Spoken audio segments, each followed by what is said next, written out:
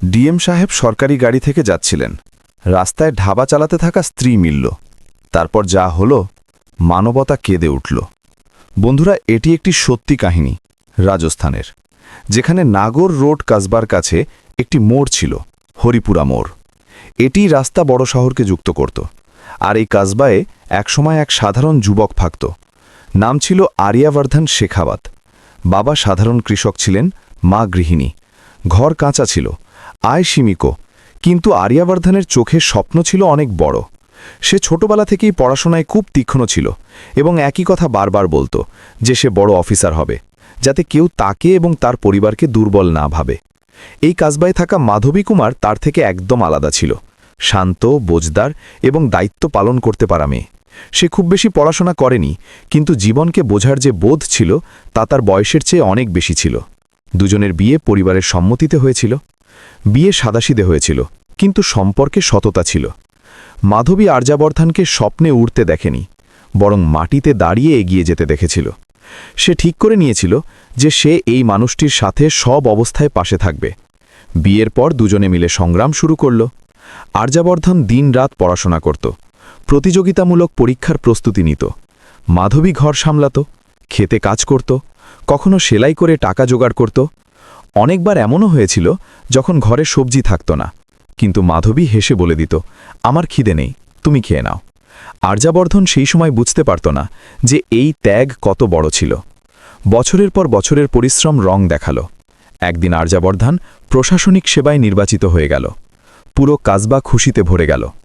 মাধবী মন্দিরে গিয়ে মাথা ঠেকাল এবং প্রথমবার খুলে কেঁদে ফেলল, খুশির অশ্রুতে। তার মনে হল এখন জীবন সহজ হয়ে যাবে। এখন তার স্বামী অফিসার হয়েছে, সম্মান মিলবে, নিরাপত্তা মিলবে। কিন্তু এখান থেকেই আসল পরিবর্তন শুরু হলো। প্রশিক্ষণের জন্য আর্যাবর্ধন শহরে চলে গেল। নতুন দুনিয়া, নতুন চাকচিক্য, বড় বড় লোক, উঁচু কথাবার্তা। ফোন প্রথমে রোজ আসত, তারপর সপ্তাহে পরিবর্তিত হয়ে গেল। মাধবী অপেক্ষা করে থাকত। শহরে পোস্টিং পাওয়ার পর আর্যাবর্ধনের চলাফেরা বদলে গেল। ইংরেজি বলা অফিসার, তাদের স্ত্রীরা, বড় বাংলো, পার্টি এবং ইমেজ, এসবের মাঝে মাধবীর সাদা শাড়ি এবং তার গ্রাম্যতা তাকে খোঁজাতে লাগল। মাধবীকে শহরে ডাকা হয়েছিল, কিন্তু সেখানে সে নিজেকে পড়ায়া মনে করতে লাগল। লোকেরা হেসে দেখত, তারপর কানে ফিসফিস করত। কেউ বলতো অফিসারের স্ত্রী, কিন্তু একদম গ্রামের মতো। কেউ মজা করে বলে দিত, স্যার আপনার ওয়াইফ খুব সিম্পল। প্রতিটি শব্দ আর্যাবর্ধনের ভিতরে কোথাও খোঁচাতে লাগল। কিন্তু সে এই খোঁচা বাইরে মাধবীর উপর ছাড়তে শুরু করল। এখন ঘরে কথা কম হতে লাগল। আর্যাবর্ধন দেরি করে ফিরত, মোবাইলে ব্যস্ত থাকত। মাধবী প্রশ্ন করলে উত্তর রাগে মিলত। এক রাতে যখন মাধবী ধীরে ধীরে জিজ্ঞেস করল যে তার থেকে কোনো ভুল হচ্ছে কি, তখন আর্যাবর্ধনের ধৈর্য ভেঙে গেল। সে বলল, আমাকে ড্রামা দেখিও না, আমার ইমেজ আছে, বুঝতে পারো না কেন? সেই শব্দগুলো ছিল না, তরোয়াল ছিল। কয়েকদিন পর এক ঝগড়ায় আর্যাবর্ধন সেই কথা বলে দিল যা হয়তো তার ভিতরে অনেক দিন থেকে জমা ছিল। তুমি গ্রামেই ঠিক ছিলে, এখানে বোঝা লাগো। মাধবী কিছু বলল না। সে কান্নাকাটি করল না, প্রশ্ন করল না। পরের সকালে সে তার 2 জোড়া কাপড় নিয়ে চুপচাপ বাসে উঠে পড়ল এবং হরিপুরা মোড়ে ফিরে এলো। আর্যাবর্ধন তাকে থামানোর চেষ্টা করল না। তার মনে হল এই দূরত্ব প্রয়োজনীয়। এই ভেবে তার সবচেয়ে বড় ভুল হয়েছিল।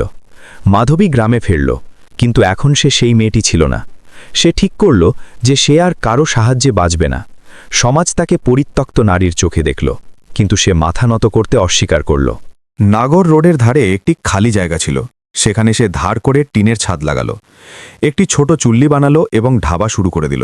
ওদিকে আর্যবর্ধন উন্নতি করতে থাকল। পোস্ট, মর্যাদা, গাড়ি, সাইরেন সবকিছু পেল।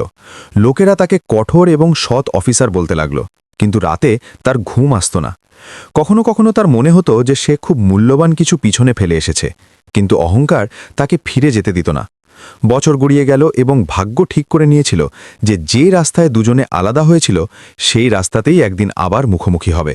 আর তারপর 4 বছর পর সেই নাগর রোডে এক সকালে কিছু আলাদা ছিল। ঠান্ডা হাওয়ায় হালকা ধুলো ভাসছিল এবং দূর দূর পর্যন্ত বিস্তৃত ক্ষেতের মাঝে রাস্তায় হঠাৎ সরকারি গাড়ির কাফেলা দেখা গেল। সামনে পাইলট জিপ, পিছনে পুলিশের গাড়ি এবং মাঝে ঝকঝকে এসইউভি। গাড়ির ভিতর বসেছিলেন জেলাধিকারী আর্যবর্ধন শেখাওয়াত। এখন তিনি শুধু অফিসার নন, বরং পুরো জেলার মুখ ছিলেন। লোকেরা তার নাম নেবার সময় গলা নামিয়ে নিত। বলা হতো যে তিনি নিয়ম অনুসারে নয়, নিয়ম তার হিসেবে চলে। গাড়ি দ্রুত এগিয়ে যাচ্ছিল, ফাইল খোলা ছিল, অনুষ্ঠান ভরা ছিল। তখন ড্রাইভার সাহস করে বলল, স্যার, রাত থেকে আপনি কিছু খাননি, সামনে একটা ঢাবা আছে, 5 মিনিট থেমে যাই। আর্যবর্ধন মানা করার জন্য মুখ খুললেন, তারপর কেন জানি চুপ হয়ে গেলেন, মাথা নাড়িয়ে দিলেন। কাফেলা রাস্তার ধারে ঘুরল, সেই নাগর রোড, সেই মোড়, শুধু সময় বদলে গিয়েছিল। ঢাবা ছোট ছিল, টিনের ছাদ, অসম্পূর্ণ দেওয়াল, বাইরে খাট এবং বোর্ডে ফ্যাকাশে অক্ষরে লেখা ছিল মা অন্নপূর্ণা ঢাবা। চুল্লি থেকে ধোঁয়া উঠছিল, তন্দুরে রুটি সেকা হচ্ছিল। আর্যবর্ধন গাড়ি থেকে নামলেন। যেই তিনি ঢাবার ভিতর উকি দিলেন, তার দৃষ্টি এক মহিলার উপর গিয়ে থেমে গেল। শাড়ির পল্লু কোমরে গোজা, হাতে আটা, কপালে ঘাম, মুখে ক্লান্তি, কিন্তু চোখে অদ্ভুত একটা স্থিরতা। সে থামা ছাড়াই কাজ করে যাচ্ছিল, যেন দুনিয়ার শোর তাকে ছুঁয়েও না। সেই এক মুহূর্তে আর্যবর্ধনের শ্বাস আটকে গেল। সেই মুখ অচেনা ছিল না, সেই মুখ তার জীবনের সবচেয়ে চেনা মুখ ছিল। সে মাধবী ছিল। আর্যবর্ধনের হাত ফাইলের ওপর কেঁপে গেল, হৃদয় জোরে ধরফর পড়তে লাগল। মাথা বলছিল এটা সম্ভব নয়, কিন্তু হৃদয় চিনে ফেলেছিল। সেই চোখ, সেই নাক, সেই কপালের ছোট তিল, শুধু এখন হাসি ছিল না। মাধবী স্টিলের গ্লাসে চা ঢেলে উপর না তাকিয়েই বলল, চা নিয়ে নিন সাহেব, গরম আছে। তার স্বরে না চেনা ছিল, না অভিযোগ, যেন সামনে কোনো অচেনা লোক বসে আছে। আর্যবর্ধনের ভিতর কিছু ভেঙে গেল। তিনি চাইছিলেন যে মাধবী তাকে চিনুক, কিছু বলুক, কাঁদুক, প্রশ্ন করুক, কিন্তু সে চুপচাপ ঘুরে চুল্লির দিকে চলে গেল, যেন তার আশায় তার দুনিয়ায় কোনো ফারাকি পড়েনি। চায়ের প্রতিটি চুমুক আর্যবর্ধনের গলায় কাঁটার মতো খোঁচাতে ছিল। তার সামনে সেই মহিলা দাঁড়িয়েছিল যে তার জন্য নিজের স্বপ্ন, নিজের যৌবন, নিজের আরাম সব কিছু ছেড়ে দিয়েছিল। আর আজ সেই মহিলা রাস্তার ধারে ঢাবা চালাচ্ছে।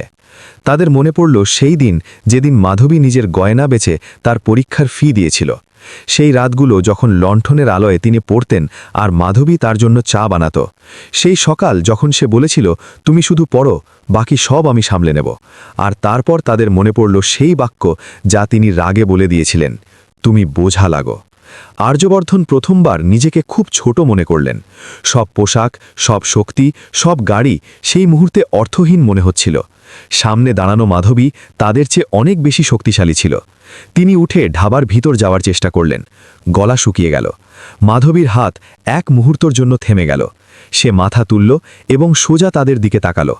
চোখে না রাগ ছিল, না ভালোবাসা, শুধু দূরত্ব ছিল। সাহেব নামে ডেকো না, সে সমতল স্বরে বলল। গ্রাহক অপেক্ষা করছে। সেই শব্দগুলো দেওয়াল ছিল।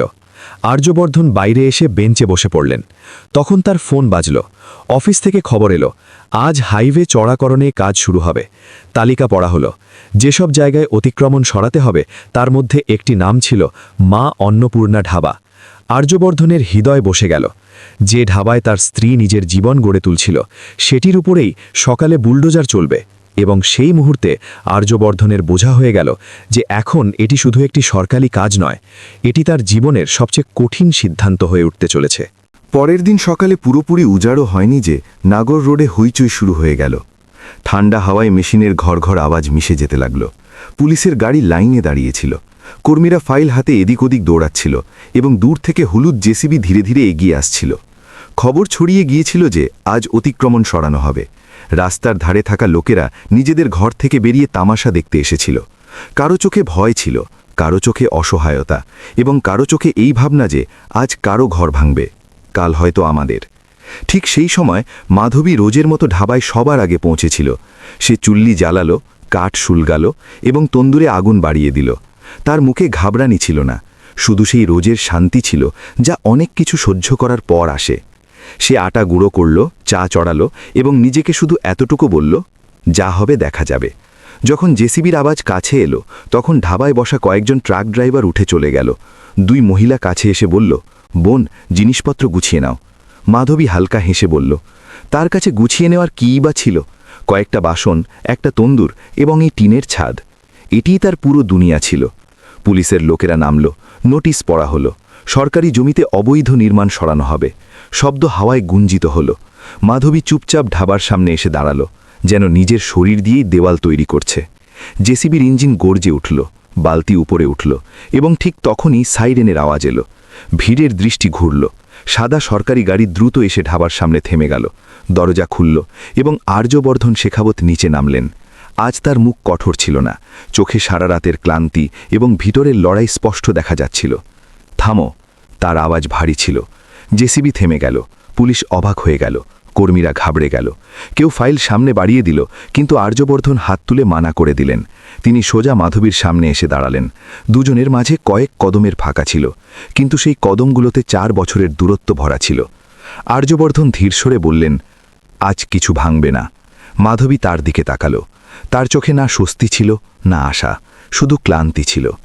ভাঙার অভ্যাস আছে আমার, সে বলল। ঘর, সম্পর্ক, স্বপ্ন সব ভাঙতে দেখেছি। এটা শুনে আর্যবর্ধনের ভিতর কিছু নড়ে উঠল। তিনি প্রথমবার ভিড়ের সামনে সত্যি কথা বললেন। ভুল আমারই ছিল। শব্দ ছোট ছিল, কিন্তু তাতে বছরের বোঝা ছিল। কর্মী সাহস করে বলল, স্যার, নিয়ম নিয়ম মানুষের জন্য। আর্যবর্ধন মাঝখানে কেটে বললেন, মানুষ নিয়মের জন্য নয়। ভিড়ে ফিসফিসানি ছড়িয়ে গেল। প্রথমবার কেউ অফিসারকে এমন বলতে শুনেছিল। জেসিবি পিছনে সরে গেল। পুলিশের গাড়িগুলো ধীরে ধীরে সরতে লাগল। ঢাবা সেখানেই দাঁড়িয়ে রইল। মাধবী কিছুক্ষণ চুপ করে রইল। তারপর বলল, আমার কারো দয়া লাগবে না। আর্যবর্ধন মাথা নিচু করে নিলেন। দয়া নয়, তিনি বললেন, হক। সেই দিন দুপুরের মধ্যে ঢাবার বাইরে মহিলাদের ভিড় জড়ো হতে লাগল। কেউ সবজি কাটল, কেউ বাসন ধুলো, কেউ ঝাড়ু দিল। আর্যবর্ধন সেখানে দাঁড়িয়ে দাঁড়িয়ে সরকারি প্রকল্পের কাগজ আনালেন। মহিলা সমূহ গঠনের কথা হলো। লাইসেন্স, লোন সব কিছু ঠিক হয়ে গেল। ঢাবা এখন একা মহিলার বাধ্যতা নয়, অনেক মহিলার শক্তি হয়ে উঠতে লাগল। মাধবী এসব দেখে যাচ্ছিল। প্রথমবার কেউ তার কাজকে সম্মান দিয়েছিল। সন্ধ্যা হতে হতে ঢাবায় আগের চেয়ে বেশি লোক আসতে লাগল। নতুন বোর্ড টাঙানো হলো। মাধবীর চাকে বছর পর হালকা চমক ফিরে এলো। কাজ শেষ হবার পর দুজনে বাইরে খাটে বসলেন। সেই জায়গা, সেই রাস্তা, কিন্তু পরিবেশ বদলে গিয়েছিল। আর্যবর্ধন ধীরে ধীরে বললেন, যদি তুমি চাও তাহলে আমি আবার চেষ্টা করতে চাই। মাধবী আকাশের দিকে তাকিয়ে বলল। অনেকক্ষণ পর বলল, ক্ষমা চাওয়া সহজ নয়, কিন্তু ঘৃণা ধোয়া তার চেয়েও কঠিন। আমি প্রতিশ্রুতি দিচ্ছি না, কিন্তু চেষ্টা করতে পারি। এটা শুনে আর্যবর্ধনের চোখ ভরে এলো। তিনি ধীরে ধীরে তার হাত ধরলেন। এবার জোর করে নয়, যেন অনুমতি চাইছেন। মাধবী হাত সরিয়ে নিল না। ঢাবার আলোয় দুজনের ছায়া একসাথে মাটিতে পড়ছিল। আর সেই নীরব সন্ধ্যায় এটা স্পষ্ট হয়ে গেল যে এই কাহিনী এখন ভাঙার নয়, জোড়া লাগানোর দিকে এগিয়ে যাচ্ছে। পরের সকালে ঢাবায় হইচই কিছু আলাদা ছিল। সূর্য উঠল তো তার সাথে গ্রামের মহিলারাও এসে গেল। কেউ নিজের ঘর থেকে সবজি নিয়ে এলো, কেউ আটা, কেউ খালি হাতে, শুধু সাহায্য করার উদ্দেশ্যে। মাধবী সবাইকে দেখছিল, যেন বিশ্বাসই হচ্ছিল না যে এটিই সেই জায়গা যেখানে গতকাল পর্যন্ত ভয় দাঁড়িয়েছিল। আজ এখানে বিশ্বাস ছিল। সে সবাইকে কাজ বন্টন করল, উঁচু আওয়াজ ছাড়া, হুকুম ছাড়া। এটি তার ঢাবা ছিল, কিন্তু এখন এটি একার নয়। আর্যবর্ধন সকালে আবার এলেন, কাফেলা ছাড়া, লাল বাতি ছাড়া, সাধারণ সাদা কুর্তায়, যেন কোনো সাধারণ মানুষ। তিনি কাউকে বলেননি, কিন্তু ভিতরে ভিতরে তিনি জানতেন যে আজ তিনি প্রথমবার সঠিক জায়গায় দাঁড়িয়েছেন। তিনি চুপচাপ বেঞ্চ তুললেন, টেবিল সোজা করলেন এবং তারপর সেখানে বসে কাগজ দেখতে লাগলেন। মহিলা সমূহের নিবন্ধন, ব্যাংকের ফর্ম, রেশন সাপ্লাই সব কিছু ধীরে ধীরে আকার নিচ্ছিল। গ্রামবাসীদের দৃষ্টি এখন বদলে গিয়েছিল। গতকাল যারা তামাশা দেখছিল, আজ সেই লোকেরাই সম্মানের সাথে কথা বলছিল। কেউ বলল, বোন, এখন তোমার ঢাবা চলবে। কেউ বলল, সরকারি সাহায্য মিললে আরও ভালো হবে। মাধবী শুধু মাথা নাড়ছিল। সে জানত যে সম্মান একদিনে আসে না, কিন্তু ভয় একদিনে শেষ হয়ে যেতে পারে। আর সেই ভয় এখন চলে গিয়েছিল। দুপুরের দিকে যখন ভিড় একটু কমল, তখন মাধবী ও আর্যবর্ধন ঢাবার পিছনে বসলেন। সেখানে শান্তি ছিল। রাস্তার শোর কম শোনা যাচ্ছিল। মাধবী না তাকিয়েই বলল, তুমি এসব কেন করলে? শুধু ঢাবার জন্য নয়, আমার জন্য। আর্যবর্ধন কিছুক্ষণ চুপ থেকে উত্তর দিলেন, কারণ প্রথমবার বোঝা গেল যে আইন সঠিক জায়গায় না লাগলে সবচেয়ে বেশি আঘাত সেই পায় যে কোনো ভুল করেনি। কারণ আমি আর নিজের ভুল থেকে পালাতে চাই না। মাধবী তার দিকে তাকালো। সেই দৃষ্টিতে প্রশ্নও ছিল এবং বছরের ক্লান্তিও ছিল। এত বছর পর সে জিজ্ঞেস করল। আর্যবর্ধন মাথা নিচু করে নিলেন। দেরিতে হলেও আজ সন্ধ্যা হতে হতে খবর ছড়িয়ে গিয়েছিল। আশেপাশের গ্রাম থেকে লোকেরা দেখতে আসতে লাগলো যে সেই ঢাবা কিভাবে বেঁচে গেল, যেটা গতকাল ভাঙার কথা ছিল। কেউ বলল অফিসারের স্ত্রী, কেউ বলল ভাগ্য ভালো, কিন্তু মাধবী কাউকে কিছু বলেনি। তার কোনো পরিচয়ের দরকার ছিল না। সে শুধু নিজের কাজ করতে চাইত। রাতে ঢাবা বন্ধ হলো তো মাধবী একা দাঁড়িয়ে রাস্তা দেখছিল। ঠান্ডা হাওয়া বইছিল। তার মনে পড়ল যে একসময় এই রাস্তা দিয়েই সে একা ফিরেছিল, মাথা নিচু করে, ভাঙা মন নিয়ে। আজ সেই রাস্তা তাকে সোজা দাঁড়িয়ে দেখছিল। আর্যবর্ধন কাছে এলেন, বললেন, যদি তুমি চাও তাহলে আমি রোজ আসব না, তোমাকে অস্বস্তিতে ফেলব না। মাধবী প্রথমবার হালকা হাসির সাথে বলল, ভয় এখন তোমার আশা থেকে লাগে না। ভয় তখন লাগত যখন কোনো আপনজন ছেড়ে চলে যেত। সেই রাতে দুজনে নিজেদের ঘরে ফিরল, একসাথে নয় কিন্তু একই রাস্তায়, এবং এটি ফারাক ছিল। এখন কেউ পালাচ্ছে না। কিন্তু কাহিনী এখানেই শেষ হয়নি, কারণ পরের দিন সকালে এক নতুন খবর এলো, যা শুধু ঢাবার নয়, পুরো জেলার ছিল। এবং প্রায় 11টার কাছাকাছি আর্যবর্ধনের ফোন বেজে উঠল। স্ক্রিনে সচিবালয়ের নম্বর জ্বলছিল। কল তুলতেই আওয়াজ এলো, আপনি হাইওয়ে প্রকল্পের কাজ থামিয়েছেন। ওপরে প্রশ্ন উঠছে, রিপোর্ট তলব করা হয়েছে। শব্দ সোজা ছিল, ঠান্ডা ছিল। আর্যবর্ধন বুঝে গিয়েছিলেন যে এটা সহজ থাকবে না। গতকালের সিদ্ধান্ত শুধু একটা ঢাবা বাঁচানোর ছিল না, সেটা সিস্টেমকে আয়না দেখানোর মতো ছিল। তিনি ফোন রেখে কিছুক্ষণ জানালা দিয়ে বাইরে তাকিয়ে রইলেন। শহর জেগে উঠেছিল, সেই ট্রাফিক, সেই ছোটাছুটি, কিন্তু আজ তার কাছে এসব বোঝা মনে হচ্ছিল না। তিনি ঠিক করলেন, যা হবে এখন আর পিছু হটবেন না। অন্যদিকে মাধবী ঢাবায় পৌঁছে গিয়েছিল। আজ তার মন একটু ভারী ছিল। তার আশঙ্কা ছিল যে গতকালের সিদ্ধান্ত চুপচাপ যাবে না। গ্রামের এক বুড়ি মহিলা ধীরে ধীরে বলল, বিটিয়া, বড় লোকেরা কতদিন সাথ দেবে? মাধবী উত্তর দিল না। সে জানত যে বিশ্বাস কোনো একজন মানুষের উপর নয়, নিজের পায়ে দাঁড়াতে হবে। দুপুরের মধ্যে খবর ছড়িয়ে গেল যে জেলার অফিসারদের মিটিং ডাকা হয়েছে। মহিলা সমূহের মহিলারা ঘাবড়াতে লাগল। কেউ বলল, যদি ঢাবা আবার ভাঙার আদেশ আসে? তাহলে মাধবী সবাইকে বসিয়ে প্রথমবার স্পষ্ট শব্দে বলল, যদি এই জায়গা চলেও যায় তাহলে আমরা আবার বানাবো। এখন আমরা একা নই। তার আওয়াজে ভয় ছিল না, অভিজ্ঞতা ছিল। মিটিংয়ে পরিবেশ কঠোর ছিল। কয়েকজন অফিসার নিয়ম গুনে যাচ্ছিল, কেউ উপরের চাপ বলছিল। আর্যবর্ধন চুপচাপ সব শুনছিলেন। তারপর তিনি ফাইল খুলে বললেন, হাইওয়ে চওড়াকরণ জরুরি, কিন্তু পুনর্বাসন তার চেয়ে বেশি জরুরি। এই ঢাবা অবৈধ ছিল, এটা আমি মানছি, কিন্তু এটাকে সরানোর আগে বিকল্প ব্যবস্থা দেওয়া সরকারের দায়িত্ব। আমি সেটাই করেছি। ঘরে নীরবতা নেমে এলো। কেউ বলল, আপনি ব্যক্তিগত কারণে আবেগপ্রবণ হয়ে পড়ছেন। আর্যবর্ধন প্রথমবার রাগ ছাড়াই উত্তর দিলেন, যদি মানুষের কষ্ট দেখা আবেগপ্রবণতা হয় তাহলে হ্যাঁ, আমি আবেগপ্রবণ। সেদিন কোনো সিদ্ধান্ত হয়নি, বিষয় উপরে চলে গেল। আর্যবর্ধনকে সতর্ক বার্তা দেওয়া হলো, কিন্তু সাসপেনশন হয়নি। এটি ছোট জয় ছিল, কিন্তু জরুরি। সন্ধ্যায় তিনি আবার ঢাবায় গেলেন। এবার কোনো কাজ ছিল না, শুধু বসে চা খেলেন। মাধবী নিজে চা দিল। দুজনের মাঝে এখন অদ্ভুত একটা স্বাভাবিকতা ছিল, না পুরনো প্রশ্ন, না নতুন প্রতিশ্রুতি, শুধু কথাবার্তা। যদি তোমার চেয়ার চলে যায় তাহলে? মাধবী হঠাৎ জিজ্ঞেস করল। আর্যবর্ধন হেসে বললেন, তাহলে হয়তো আমি আরও ভালো মানুষ হয়ে যাব। মাধবী প্রথমবার খুলে হাসল। সেই হাসিতে বছর পর হালকা ভাব ছিল। দিন যেতে লাগল। মহিলা সমূহের কাজ বাড়তে লাগল। ঢাবা এখন শুধু ঢাবা নয়, থামার জায়গা হয়ে গিয়েছিল, যেখানে মহিলারা বসে কথা বলতো, নিজেদের দুঃখ ভাগ করে নিত। মাধবীর পরিচয় এখন কারো স্ত্রী হিসেবে নয়, একজন শক্তিশালী নারী হিসেবে হতে লাগল। আর্যবর্ধন ও মাধবীর মধ্যে সম্পর্কও বদলে গেল। তারা একসাথে চলত, কিন্তু নাম না দিয়ে, না স্বামী স্ত্রী, না অতিথি, শুধু দুইজন যারা একে অন্যের উপস্থিতিতে নিজেকে ছোট মনে করত না। এক সন্ধ্যায় মাধবী বলল, হয়তো আমাদের সবকিছু ফিরে পাওয়ার দরকার নেই। আর্যবর্ধন জিজ্ঞেস করলেন, তাহলে কি চাই? মাধবী উত্তর দিল, সম্মান, এবং এই হক যে আমরা নিজেরা নিজেদের সিদ্ধান্ত নেব। আর্যবর্ধন মাথা নাড়লেন। তার বোঝা হয়ে গিয়েছিল যে কিছু সম্পর্ক পুরনো কাঠামোয় ফিরে যায় না, তারা নতুন রূপে জন্ম নেয়। আর সেই সন্ধ্যায় যখন ঢাবার শেষ বাতি নিভল, মাধবী প্রথমবার অনুভব করল যে তার জীবন এখন কারো ছায়ায় নয়, নিজের আলোয় চলছে। কিন্তু কাহিনীর শেষ মোড় এখনও বাকি ছিল, কারণ পরবর্তী সিদ্ধান্ত শুধু ঢাবা বা চেয়ারের নয়, বরং সেই সম্পর্ক যাকে নাম দেওয়া সবচেয়ে কঠিন। পরের দিন যখন সকালের আলো ছড়ালো, তখন শহর সেই রকমই ছিল। দুজনের জীবন সেই রকম ছিল না।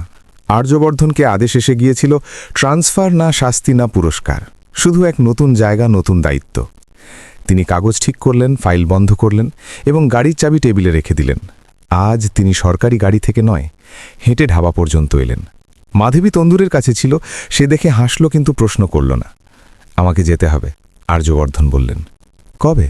মাধবী জিজ্ঞেস করল। আজ সন্ধ্যায়। কিছুক্ষণ চুপচাপ রইল। সেই চুপচাপ যেখানে আগে দুঃখ থাকত, আজ বোঝাপড়া ছিল। মাধবী চা বানালো, সামনে রাখল এবং বলল, যাও, যেখানে থাকো মানুষ থেকো। আর্যবর্ধন মাথা নিচু করে নিলেন। আমি ফিরে এসে কিছু চাইতে আসব না, তিনি বললেন, যদি কখনো একসাথে চলি তাহলে সমানে। মাধবী জানালা দিয়ে বাইরে তাকালো। রাস্তায় ট্রাক যাচ্ছিল। সে ধীরে ধীরে বলল, সমানতাই তো চেয়েছিলাম। সন্ধ্যা নামল, ঢাবার বাতি জ্বলল, মহিলা সমূহের মহিলারা এলো, কাজ সামলালো। বোর্ডে নতুন নাম জলজল করছিল। মাধবী প্রথমবার পিছনে ফিরে তাকালো না যখন আর্যবর্ধন গাড়িতে বসলেন। তার জানা ছিল এই বিদায় শেষ নয়, এটি শুরু। কয়েক মাস পর ঢাবা বড় হয়ে গেল। পাশে ছোট রান্নাঘর, পরিষ্কার পানি, লাইসেন্স, পরিচয়। মাধবী এখন একা নয়, সিদ্ধান্ত সে নিজে নিত। ওদিকে আর্যবর্ধন নতুন পোস্টিংয়ে ছিলেন, লাল বাতি ছাড়া, শোর ছাড়া। তার ঘুম আসতে লাগল। একদিন বার্তা এলো, যদি কখনো রাস্তায় দেখা হয় তাহলে চা খেয়ে নেব। উত্তর গেল, চা সবসময় থাকবে। কাহিনী এখানেই থেমে যায়, কারণ কিছু কাহিনীর সুখের সমাপ্তি বিয়ে বা একসাথে থাকায় নয়, আত্মসম্মানে হয়। যখন মানুষ চেয়ার থেকে নেমে মানুষ হয় এবং যখন কোনো নারী সাহায্য থেকে এগিয়ে গিয়ে ভিত্তি হয়ে ওঠে, তখন সম্পর্ক নতুন নাম খুঁজে নেয়। এখন প্রশ্ন আপনাদের কাছে, যদি আইন এবং মানবতা মুখোমুখি হয় তাহলে আপনি কোনটি বেছে নেবেন? ক্ষমা চেয়ে নেওয়াই কি যথেষ্ট, নাকি বদলে যাওয়া আরও জরুরি? এবং সমানতার সম্পর্ক কি সত্যিই সম্ভব? নিজের মতামত কমেন্টে অবশ্যই লিখবেন। এবং যদি এই কাহিনী আপনাকে ভাবতে বাধ্য করে, মনে ছুঁয়ে যায় বা সত্যির কাছাকাছি মনে হয়, তাহলে ভিডিওটিকে লাইক করুন এবং এমনই জীবনের সাথে যুক্ত আবেগপূর্ণ ও সত্যি কাহিনীর জন্য সাবস্ক্রাইব করতে ভুলবেন না। আবার দেখা হবে এক নতুন সত্যি কাহিনীর সাথে।